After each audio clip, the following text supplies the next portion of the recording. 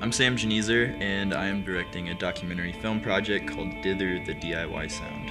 And my name is Brett Hoy. I'm co-directing the project and also doing cinematography. When we started the project out, we originally just wanted to do a film about music, and where we kind of ended up genre-wise was somewhere between punk and basement music.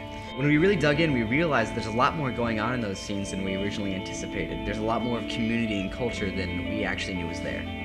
We started production back in October when we took a trip up to Chicago and we filmed a couple shows. Among them was a band called Native, who we also did an interview with. After that, we interviewed a guy named Mark Sarich of the Lim Neighborhood Arts Center. And during that interview with Mark, he really sparked our interest in the DIY culture, and that's the direction we started taking with the project. It is very much a subculture. It always has been. I mean, if you kind of like, if you look historically, like DIY really starts in the 80s in Washington, D.C. with the kids that were, 15, 16 years old who really couldn't get into bars unless there was some kind of special arrangement. That's where this came from, because they were getting marked with X's to indicate that they couldn't drink. Plus, the older kids didn't want to have them around, so they just sort of said, screw you, we're going to start our own thing. Well, that's exactly what a subculture is, isn't it? When you tell everybody else, screw you, I'm going to start my own thing, that's a subculture. DIY is when that stance of saying, I'm going to do it my way, is translated into a whole community where people start supporting others who are trying to do it their own way. What we discovered is that the culture we experienced was more than just a network of people. It was a community for anyone who wants to belong.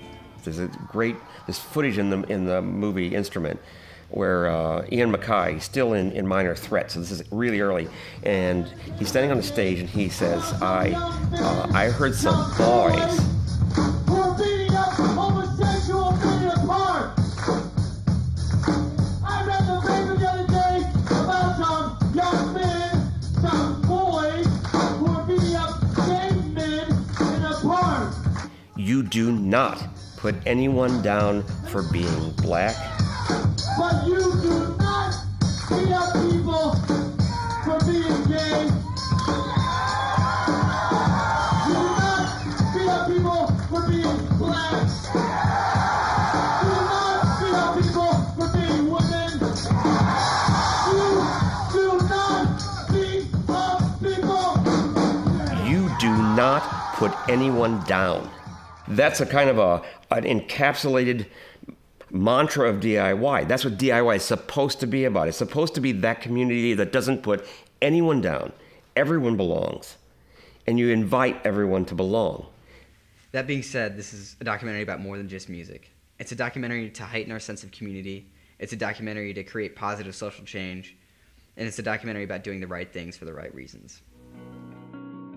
At this point, we've spent most of our time in the Midwest, but we'd like to go a lot further. Our primary destination is the East Coast. We have all the equipment we need, we just need the means to get there. This is your opportunity to help us tell the story of DIY music and the culture. Thanks. There was punk rock way before there was punk rock, and there will be punk rock long after anything that stylistically that we might consider punk rock is long gone. It'll always be there.